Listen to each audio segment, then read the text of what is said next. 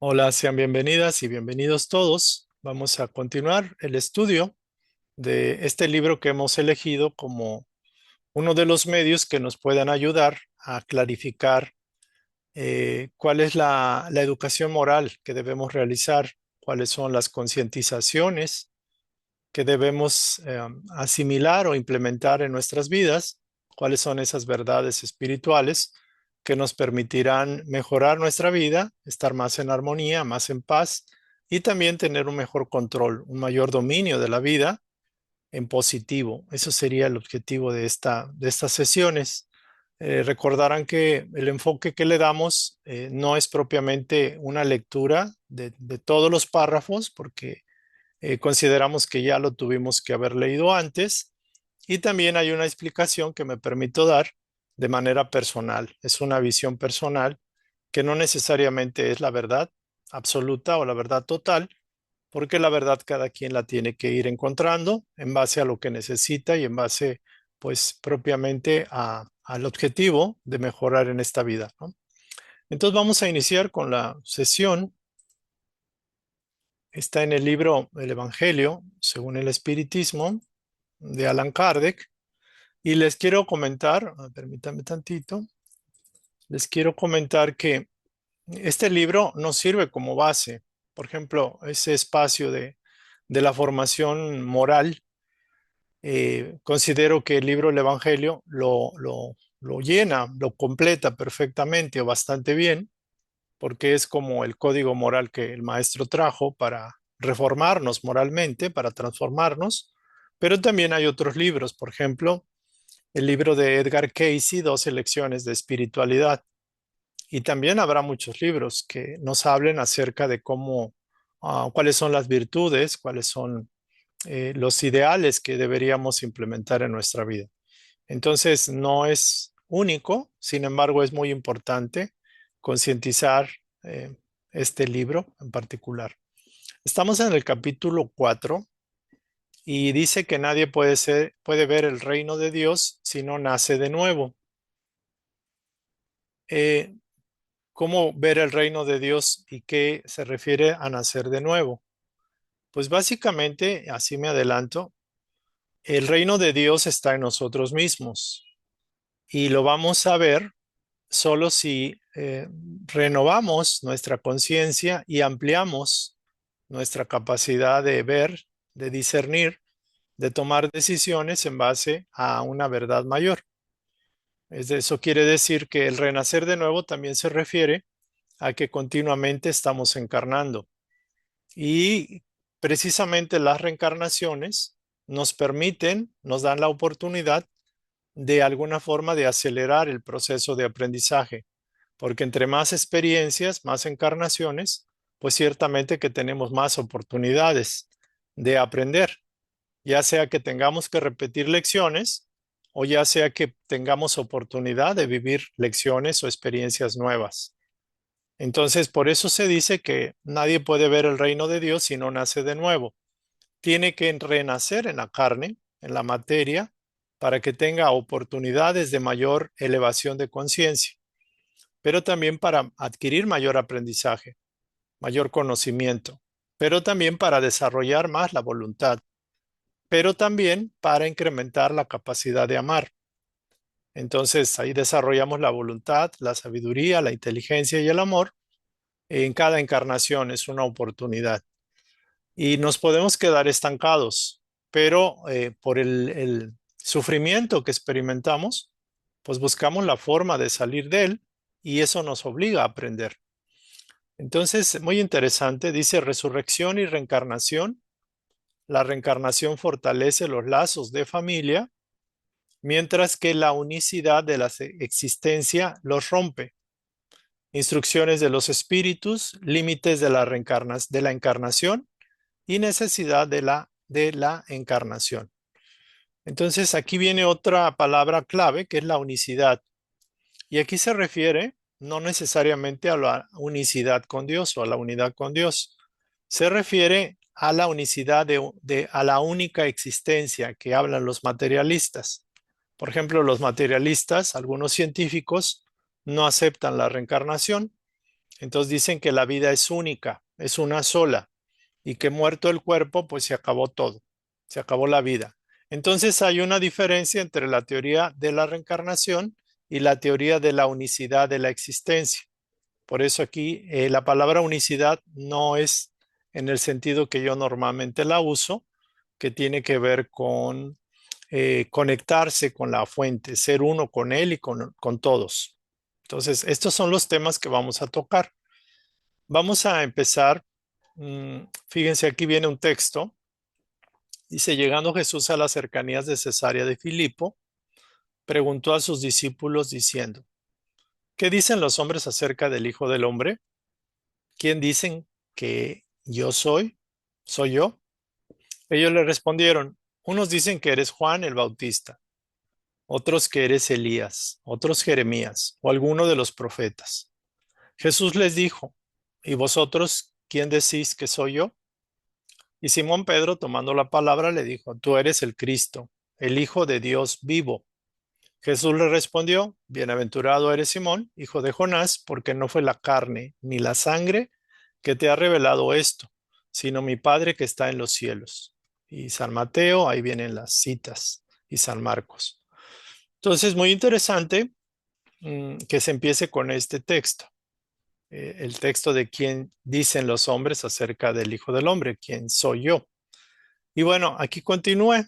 Aquí hay otro texto. Herodes el tetrarca oyó hablar de todo lo que hacía Jesús y su espíritu se hallaba perplejo, porque unos decían que Juan había resucitado de entre los muertos, otros que Elías había aparecido y otros que uno de los antiguos profetas había resucitado. Entonces Herodes dijo, a Juan yo mandé que le cortaran la cabeza. O sea, entonces ya con eso quitaba a Juan. ¿Quién es, pues, ese de quien oigo decir tan grandes cosas? Y buscaba verle, San Marcos y San Lucas. En el punto 3, que es el párrafo de después de la transfiguración, que hace referencia a la transfiguración. Entonces sus discípulos le preguntaron diciendo, ¿por qué, pues, los escribas dicen que es preciso que Elías venga primero? Jesús le respondió, es verdad que Elías ha de venir y restablecerá todas las cosas, pero yo os declaro que Elías ya vino y ellos no lo reconocieron, sino que hicieron con él cuanto quisieron. Así también harán padecer al Hijo del Hombre. Entonces sus discípulos entendieron que les había hablado de Juan el Bautista. Entonces son tres párrafos, tres textos que nos hacen referencia indirectamente, digámoslo así, a la sobrevivencia de la existencia, a la continuidad de la vida, también a la posible reencarnación de Elías como Juan el Bautista y también de alguna forma nos hace ver eh, um, que cómo es que venga primero uno, el otro, y hace alusión respecto a esto. ¿Por qué la conciencia tiene que encarnar y cómo es que esto sucede? Y cómo los judíos hablan de la resurrección. Entonces, nos acordamos un poco que la palabra resurrección es una palabra de alguna forma antigua o hace referencia a algo antiguo. Hay alguna imagen en la cual la resurrección se refiere o hacen referencia a un cuerpo que ya está en putrefacción y que por un poder divino el cuerpo empieza a recuperar sus tejidos, sus músculos, sus huesos y el cuerpo vuelve, resucita a la vida, por ejemplo. También nos recuerdan a Lázaro, que se supone que Lázaro lo resucitaron y hay muchas referencias acerca de la resurrección. Sin embargo, la resurrección para los judíos no se tenía claro. Era como un concepto un poco extraño, pero de alguna forma pues, lo habían tomado como tal. Creían en la resurrección de los muertos. De hecho, hay algunas religiones actuales que hablan acerca de ello y tienen ese dogma, esa fe de, de que al final los 144,000 van a ser los seleccionados y solo esos van a resucitar en cuerpo físico. Quién sabe cómo, pero van a salir de sus tumbas con el cuerpo que tenían en su última encarnación. Y eso, a mi juicio, pues realmente no es verdad, no es así. Son alegorías, son metáforas, son de alguna forma ideas bastante distorsionadas de lo que es la resurrección. Y de alguna forma podemos entender que realmente cuando se habla de resurrección, se hace referencia al proceso de reencarnación, es decir, tomar materia de carne, un cuerpo nuevo. Entonces, por ejemplo, para los metafísicos, para los espíritas y para nosotros, cuando alguien habla de resurrección, nosotros entendemos reencarnación. Ujú. ¿Por qué? Porque es imposible que un cuerpo que ya está disgregado en gran parte, pues los átomos, las moléculas se fueron a un árbol, a una plantita, o sea, se fueron al pasto, se lo comieron los gusanos, formaron parte de otros cuerpos, y es imposible que un cuerpo físico, que es de materia física terrestre, pues tenga la posibilidad de volverse a reintegrar y que los átomos donde estén puedan volverse a conformar ese cuerpo, porque se hace alusión a la resurrección como la continuidad de la vida en un cuerpo. Entonces, esto ya ustedes lo leyeron, no voy a ir paso a paso, sino me voy a detener en aspectos que considero claves. También aquí había un hombre entre los fariseos llamado Nicodemo, que era senador de los judíos, que vino a encontrar a Jesús de noche. Fíjense, fue de noche, no fue de día. Y le dijo, Maestro, sabemos que viniste de parte de Dios para instruirnos como un doctor, porque nadie podría hacer los milagros que tú haces si Dios no estuviera con él. Fíjense, entonces ahí, sin criticar, Nicodemo, pues fue de oscura de noche, y de alguna forma él, pues de alguna forma lo decía, pero había duda. O sea, sabemos que vienes de Dios porque haces milagros que nadie lo puede hacer si Dios no quisiera. Pero propiamente Nicodemo, aunque tenía simpatía con el maestro, pues tenía ciertas reticencias. Jesús le respondió, en verdad te digo, nadie puede ver el reino de Dios si no nace de nuevo. Y aquí es bien interesante. Creo que todo el mundo quiere ver el reino de Dios y todo el mundo, de alguna forma, no entiende esto de nacer de nuevo. Hace alusión a la reencarnación, a las vidas sucesivas, pero también hace alusión a un despertar de la conciencia. Y ese despertar de la conciencia tiene que ver cuando la persona reconoce su propia divinidad, cuando la persona siente la necesidad de buscar algo trascendental, algo elevado, algo espiritual, algo mayor a lo efímero de la materia. Ya no le satisface una vida común y corriente. Empieza a buscar en su interno la propia divinidad, la chispa de vida que anida en su corazón. Empieza a buscar comprenderse, comprender el todo y de alguna forma despertar espiritualmente como ser, ya no tanto en la materia, sino volcarse a lo espiritual, a la vida misma. Entonces Nicodemo le dijo, ¿cómo puede ser un hombre nacer si ya es viejo? ¿Puede acaso volver a entrar en el seno de su madre para nacer una segunda vez? Jesús le respondió, en verdad y en verdad te digo, si un hombre no renace del agua y del espíritu, no puede entrar en el reino de Dios.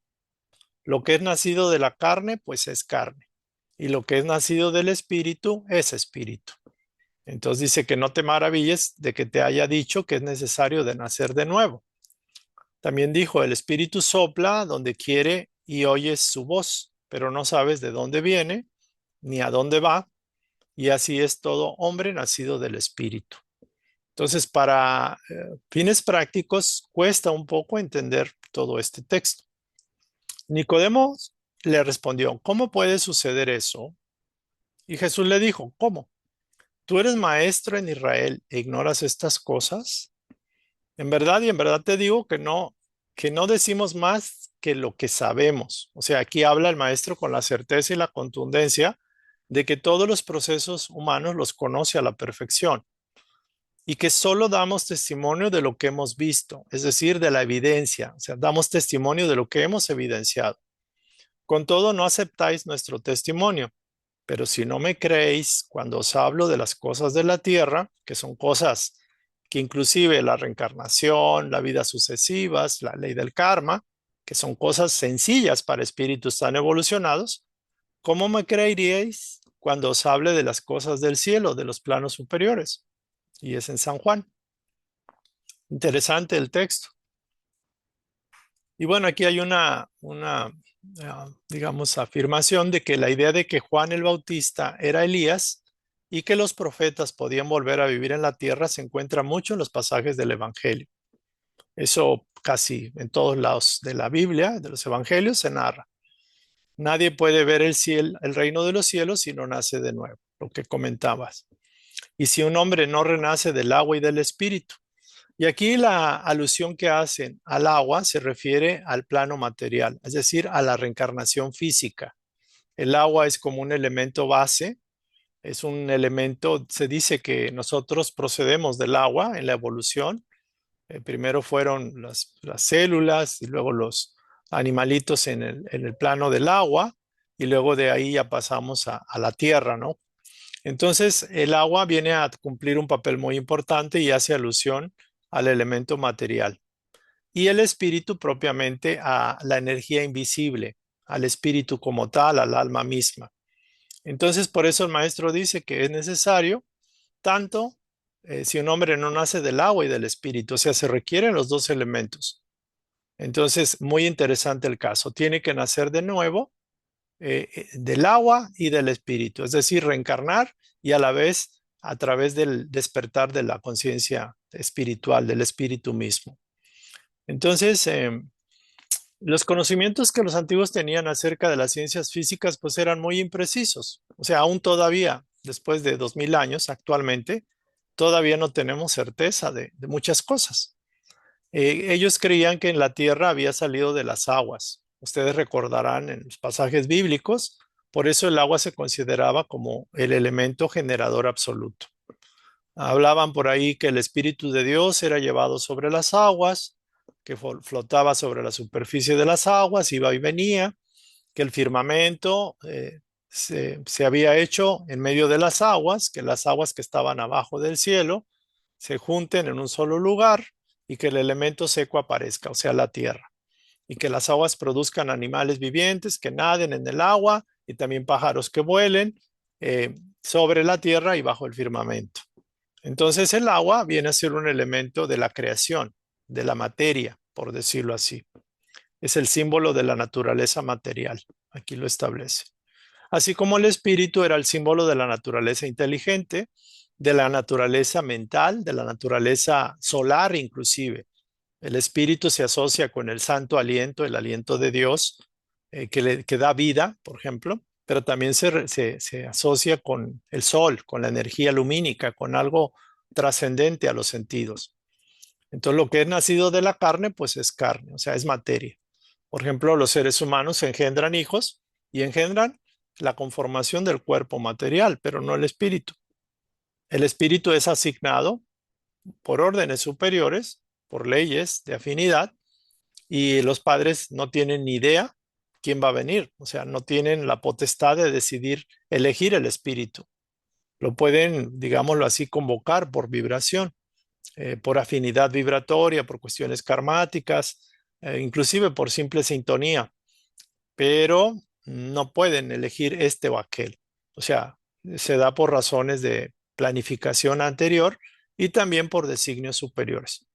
Entonces, la frase, el espíritu sopla donde quiere y oyes su voz, pero no sabes de dónde viene ni a dónde va, se puede entender de muchas formas, pero todo hace alusión al espíritu, que es como antiguamente se decía, Dios insufló su aliento en el primer hombre, hecho de barro, y le dio vida, ¿no? Le dio existencia. Entonces, se habla del aliento, del soplo, del viento inclusive. También se habla del Espíritu Santo que sopló como un aire, un vendaval o llamas, por ejemplo. Entonces, muy alusión a esto, al Espíritu de Dios. Y también se hace alusión al Espíritu mismo o al alma, a la parte etérea, la parte invisible del ser. Entonces, como no sabemos ni de dónde viene ni a dónde va, pues significa que el espíritu, por ejemplo, sabemos que fuimos creados, pero no sabemos cuándo ni cómo. Y estamos aquí, pero vamos hacia otro lado. Por eso se refiere también que el alma viene y va, por decirlo de alguna forma. Y muy interesante la temática. Disculparán si me voy soltando espacios, porque la idea es que ya se estudió y simplemente estos temas probablemente ya la mayoría ya los comprende.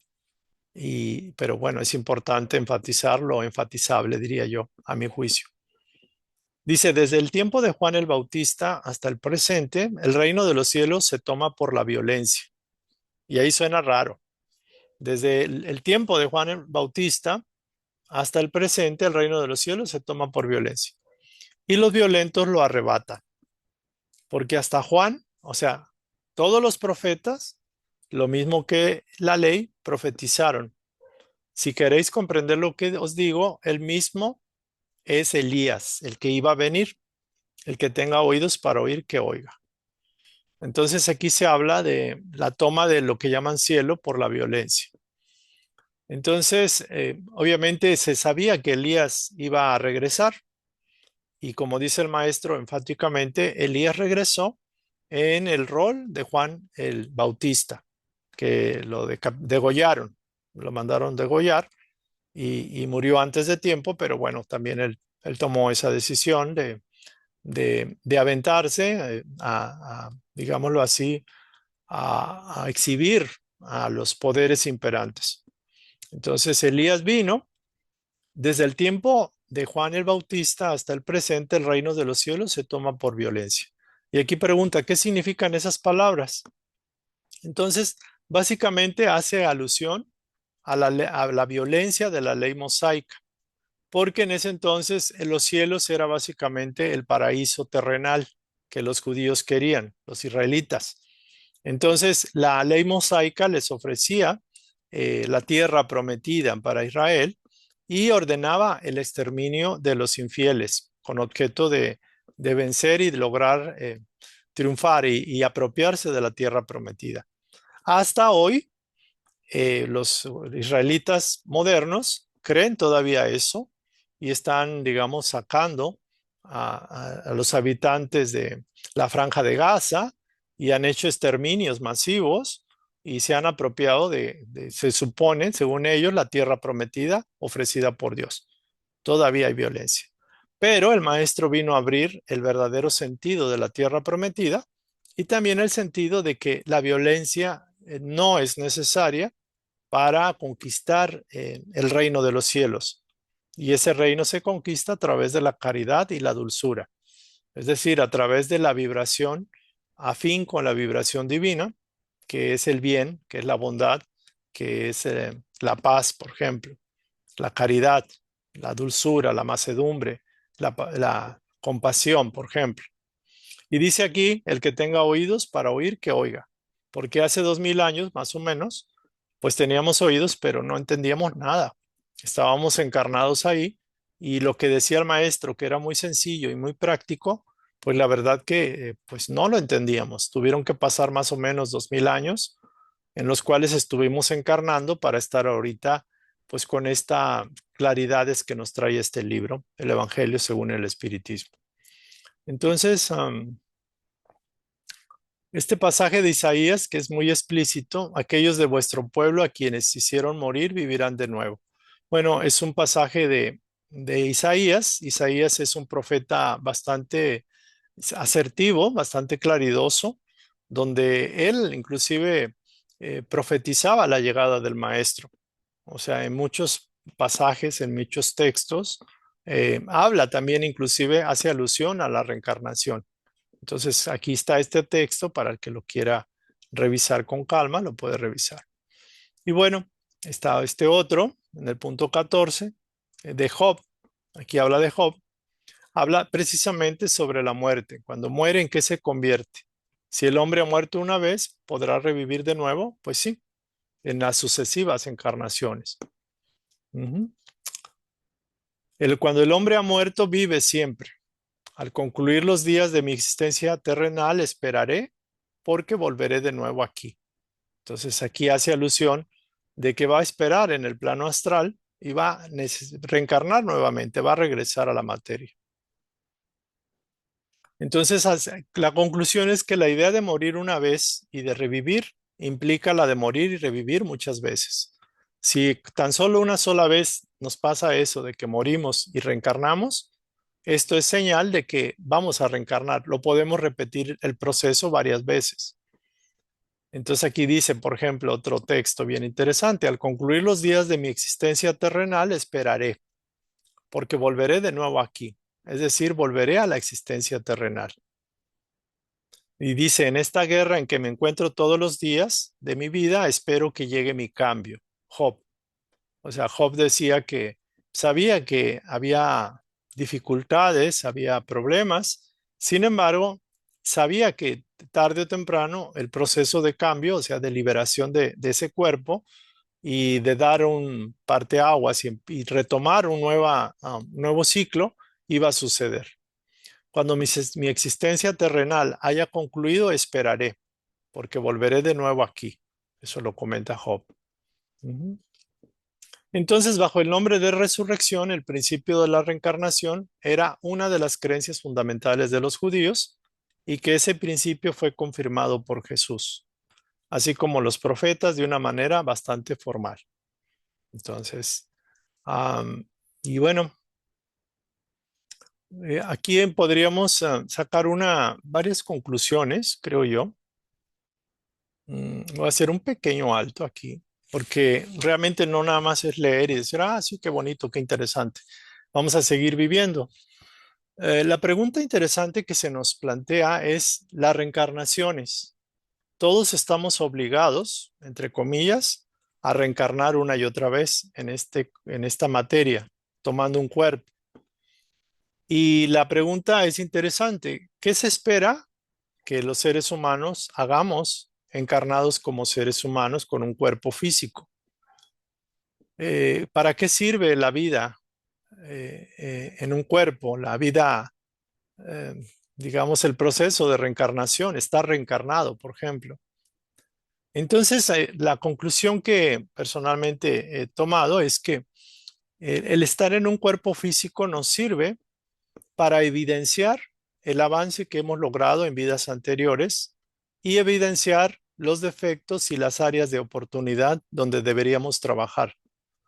Porque como nada se pierde, al reencarnar, asumimos un cuerpo diferente, pero nuestra personalidad como tal perdura, con las virtudes y defectos tenidos en el pasado.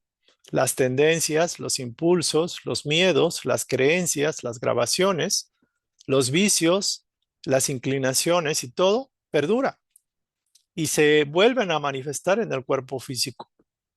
Entonces, el papel de estar reencarnado es trabajar en uno mismo, tratar de conocer quién es ese ser que está encarnado en mi cuerpo, o sea, yo, mi yo, y tratar de identificar cuáles son los elementos o las aristas que hay que pulir, hay que limar, y cuáles son las cualidades que hay que pulir poniéndolas al servicio de nuestros semejantes. Entonces, es interesante este aspecto. Dice, trabajar en ti mismo, pero también trabajar con los demás, con los otros, porque el avance no se da de manera individual. Entonces, vamos a tener en nuestro núcleo familiar o social personas que son empáticas o que son afines o que nos caen bien, pero también hay personas desagradables o personas que nos causan, entre comillas, un sufrimiento o que nos ponen en contradicción. Entonces, si ustedes se fijan, tenemos que hacer un trabajo personal, pero también tenemos que hacer un trabajo personal en función de las retroalimentaciones que nos dan los demás. Y finalmente, todos estamos llamados a desarrollar la voluntad para alinearla con el creador, a desarrollar inteligencia, o sea, aprender las lecciones que no sabemos y sobre todo practicar el amor, que sería como el buen uso de la energía vital, la energía creativa del Padre a través de nosotros. Entonces, como somos, digámoslo así, somos administradores y somos ah, eh, aquellos que de alguna forma utilizamos la energía a través de las diferentes manifestaciones que tenemos que responder por ese uso y tenemos que aprender a hacer uso eficiente y correcto de esa energía en todo momento. Entonces la reencarnación nos sirve para eso. Entonces, cuando de los efectos queremos remontarnos a las causas, la reencarnación aparece como una necesidad absoluta. O sea, no podemos pasar a la perfección si no tenemos etapas, digámoslo así, de reencarnacionistas, en las cuales con 50, 70, 100, 100 años, pues aprendemos unas cuantas lecciones. Avanzamos un poquito y algunas veces nos estancamos. Entonces, pero es necesario la reencarnación.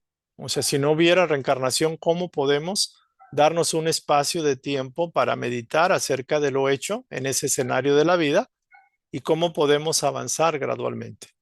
Entonces, por ejemplo, los alumnos estudian primaria, secundaria, preparatoria, universidad y constantemente están teniendo que regresar a la escuela. Entonces, esta es una ley de la naturaleza, la reencarnación, porque solo la reencarnación puede decir al hombre de dónde viene, a dónde va y cuál es el sentido o el propósito de estar en la tierra. También con ella podemos justificar todas las anomalías y todas las aparentes injusticias que presenta la vida. ¿Por qué una persona es así, es asá? ¿Por qué uno tiene un problema, tiene el otro? Sin el principio de la preexistencia del alma y de la pluralidad de las existencias, la mayoría de las máximas del Evangelio pues no se entenderían, son ininteligibles. Entonces, esto sería como una conclusión bastante trascendente, diría yo.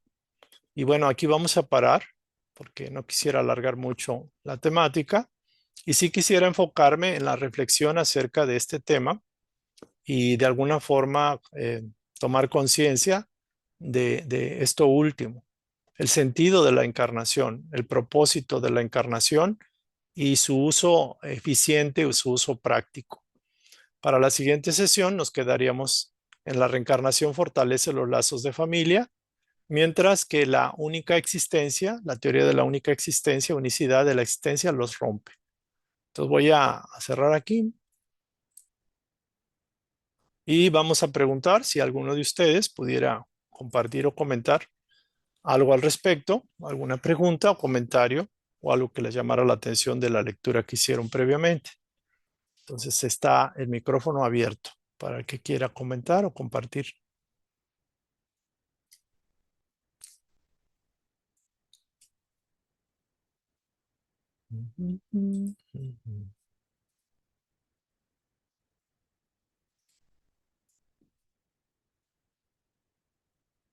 Como ven, sí se entendió adecuadamente y sobre todo, ¿qué les aporta esta parte de esta temática de la reencarnación? ¿Alguien pudiera tener duda o algún ¿Puedo comentario? hacer una pregunta? Adelante, Laura, con todo gusto, claro. Hay una parte donde se decía que él dice, en verdad te digo, si un hombre no renace del agua y del espíritu, me sonó como el bautismo, Mm, cuando Jesús entra con Juan, o Juan más bien lo sumerge. Entonces a eso me sonó. Y entonces la pregunta era, ¿nosotros tenemos que ser bautizados de esa forma? sí, algunas, cuando alguien leyó esto o lo vio así, de ahí derivó, obviamente en esa época se manejaba ese ritual de alguna forma que era como una manifestación externa del deseo del individuo de arrepentirse y de regresar a Dios, por ejemplo. O sea, es Ujú, un ritual bastante antiguo. Y la Iglesia Católica en particular, y creo que otras iglesias cristianas también lo adoptaron. La palabra, recuerden ustedes, cuando se habla del agua o de la carne, tiene el mismo significado, porque se habla de dos elementos, que tiene que nacer del agua o de la carne y que tiene que nacer del espíritu. El espíritu es el único elemento que no cambia. Entonces, el agua no se refiere específicamente al bautismo, se refiere específicamente a la reencarnación, al proceso de renacer de nuevo en la materia, porque es la única vía para el aprendizaje, es la única forma de aprender. Obviamente podemos aprender sin el cuerpo, pero fíjense algo bien interesante. La vida física, al estar entre comillas, digamos, con libertad absoluta de decidir nuestro destino. Por ejemplo, tenemos voluntad para decidir hacer el bien o hacer el mal, o bien no hacer nada. O sea, tenemos la voluntad de no hacer caso a dar servicio, a crecer, a evolucionar y nos quedamos estancados. Y eso lo podemos hacer aquí, en la materia física.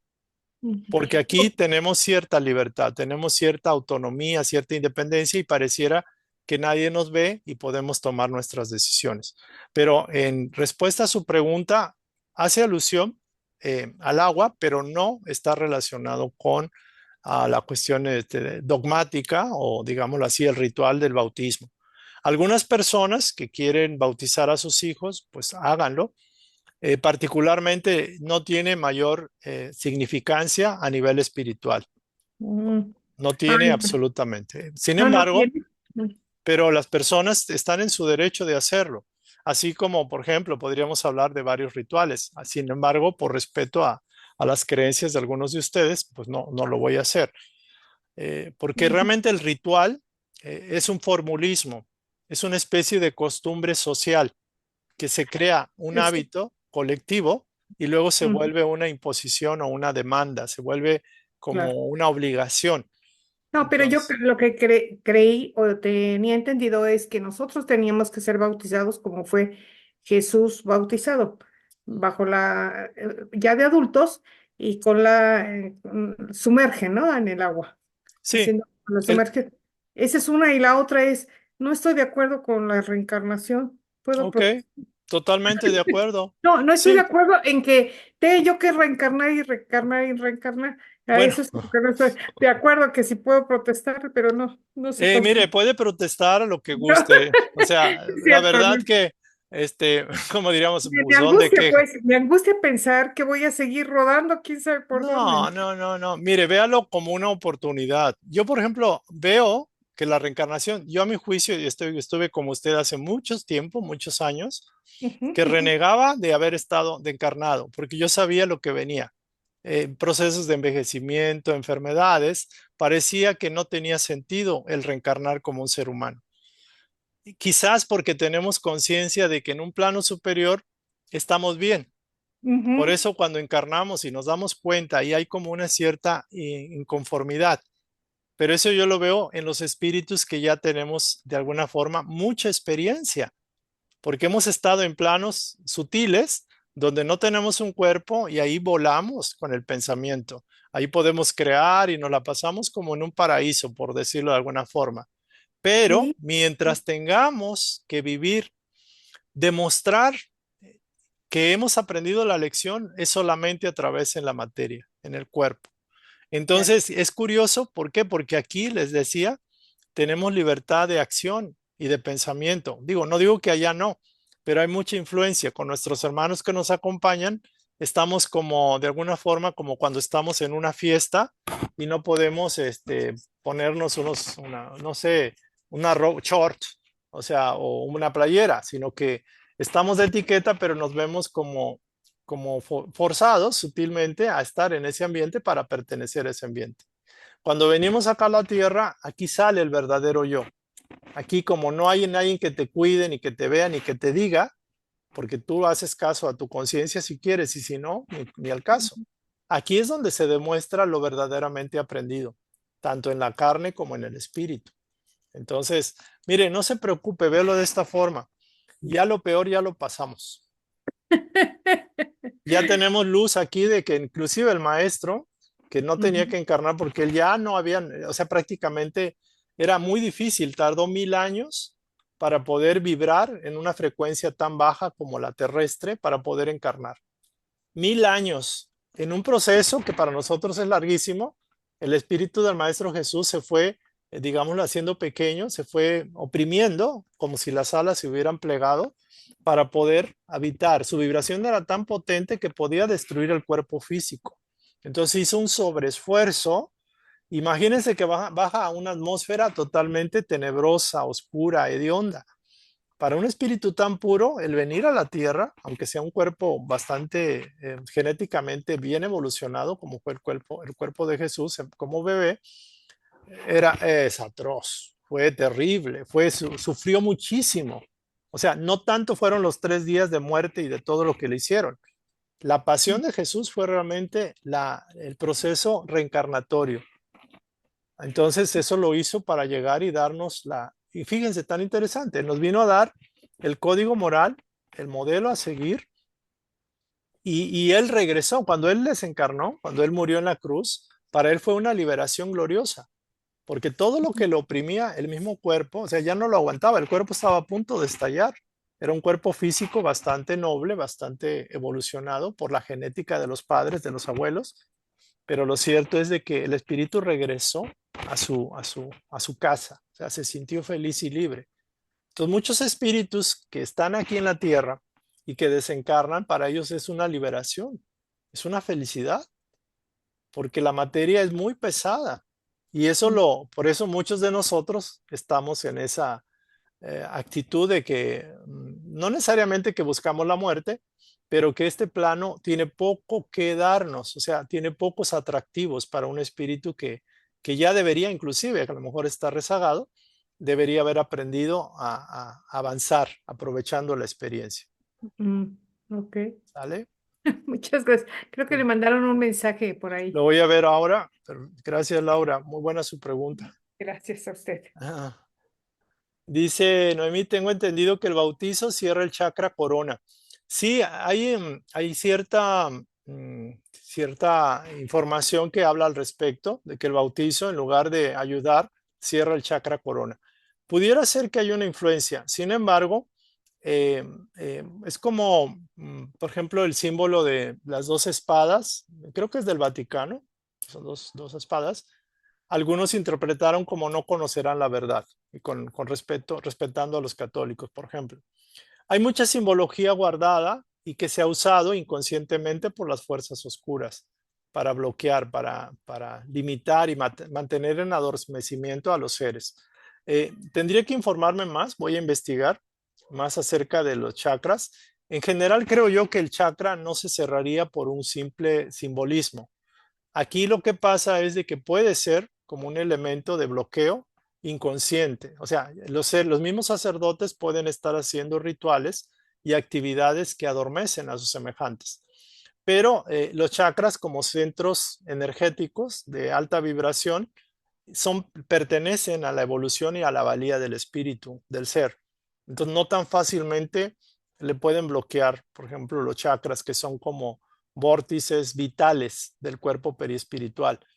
Entonces, a mi juicio, puede ser una influencia, puede ser como te queremos detener, pero si el espíritu se aferra a su interno y avanza, nada externo lo puede detener. Recuerden ustedes que ni la numerología, ni los astros, etcétera, lo que decía Edgar Cayce. Nada puede limitar tu libre determinación, tu voluntad de decidir qué quieres hacer con tu vida. Entonces, pero bueno, es un buen punto para investigar. ¿Alguien más?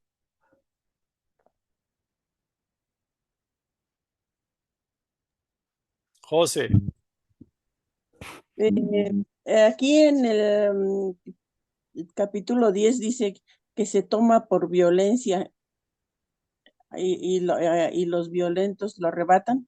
Sí, ahí hablábamos de que se tomaba por violencia el paraíso desde la época de los profetas hasta la época de Juan Bautista, porque los judíos consideraban que el reino de Dios era el paraíso terrenal o la tierra prometida. Entonces se hacía alusión de que tenían que conquistar a otras tribus, a otras poblaciones, a través de la guerra, por ejemplo. Entonces el maestro viene a hacer un parteaguas de que antiguamente sus paisanos querían conquistar la tierra prometida por la violencia, pero él vino a aclarar y a decir, ni esta es la tierra prometida porque no es nuestro objetivo quedarnos aquí, y el cielo está en tu interior y solo se va a lograr conectarte con tu divinidad a través de la dulzura y de la caridad.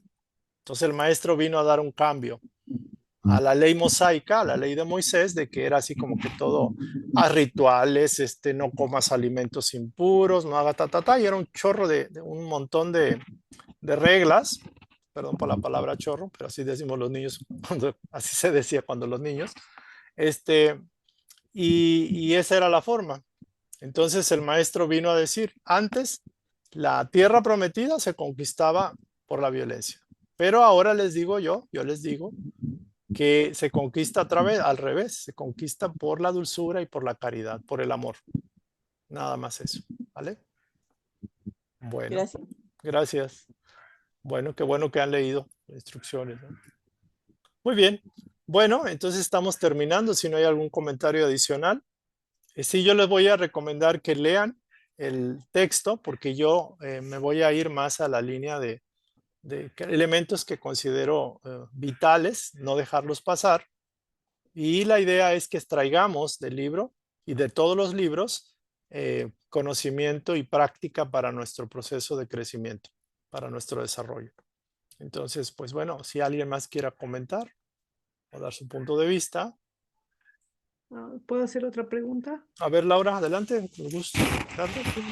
Tengo como mil dudas. No, es que Sí, usted acaba de comentar que hay una diferencia entre reencarnación y unicidad. Y entonces, tengo entendido que la reencarnación es lo que venimos hablando, encarnamos en otro cuerpo, y que la unicidad es unirnos el todo con el universo, ¿no? sí, la unicidad se refiere a que todos somos uno y que lo tenemos que hacer consciente. Tenemos que trabajar en ese proceso de ser uno con el Padre y uno con nuestros semejantes.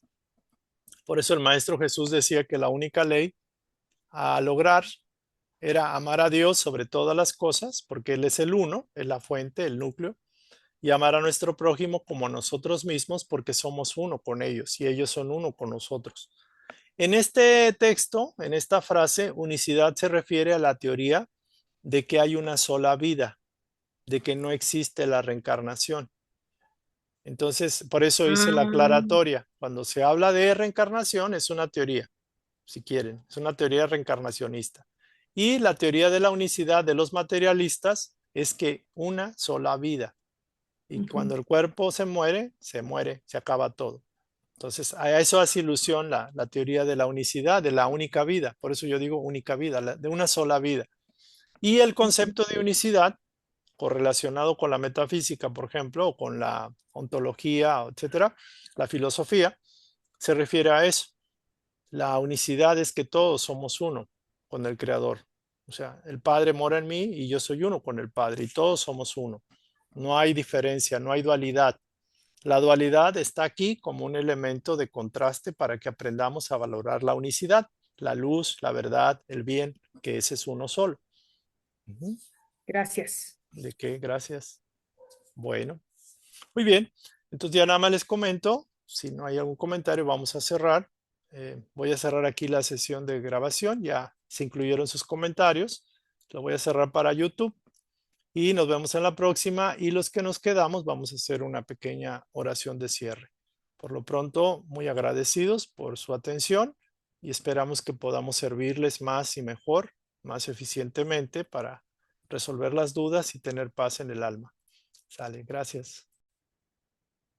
Quería comentarles que el jueves próximo a las 8 de la noche vamos a hacer la primera reunión de personas que les interesa de alguna forma practicar esto de una manera más contundente, trabajando con un grupo de personas, donde la información propiamente probablemente no se baje más que como audio, si es que se hace, pero no se van a sacar sus rostros, etcétera, y va a ser una sesión de trabajo de servicio, o sea, prepararnos para el servicio. Entonces, están invitados para el próximo jueves a las 8 de la noche para hacer ese como grupo de servidores fraternos o comunidad fraterna que le llamo yo, para intercambiar experiencias, conocimientos, sugerir ideas o proyectos de servicio y también para trabajar en nuestro propio proceso. Están invitados, hay varios requisitos. El primer requisito es que la persona que quiera participar en este grupo se va a hacer independiente de SEDEC, se va a conformar un grupo aparte, tiene que tener interés por conocerse a sí mismo. Debe tener interés por establecer un ideal o ideales espirituales en su vida, con miras a transformarse en la mejor versión de sí mismos, incluyendo el autoconocimiento, incluyendo técnicas que se van a dar a conocer de cómo conocerse a uno mismo, que es lo más importante para poder cambiar. Y el punto más importante, hacer esa reforma moral, esa reforma personal, con miras a ser un canal de bendiciones, a ser un instrumento de servicio para los demás. Entonces vamos incluyendo aquí, vamos a incluir información que tiene que ver con un curso de psicología espiritual, el uso de la oración, el uso de la meditación, el uso de técnicas de autoobservación, autoconocimiento. También vamos a estudiar técnicas de reprogramación, es decir, vamos a reprogramar el subconsciente con miras a que nos liberemos de patrones que nos bloquean y cambiar nuestros hábitos, nuestras creencias y nuestra forma de comportarnos y vivir la vida para bien. Entonces, en la medida que cumplamos esto, esto va a avanzar. Entonces, están invitados para este jueves a las 8 y les agradezco que atiendan esta invitación. Esperemos que se puedan incorporar varios de ustedes y nos vemos para la próxima. Ahora sí, gracias y cierro la sesión aquí. Gracias.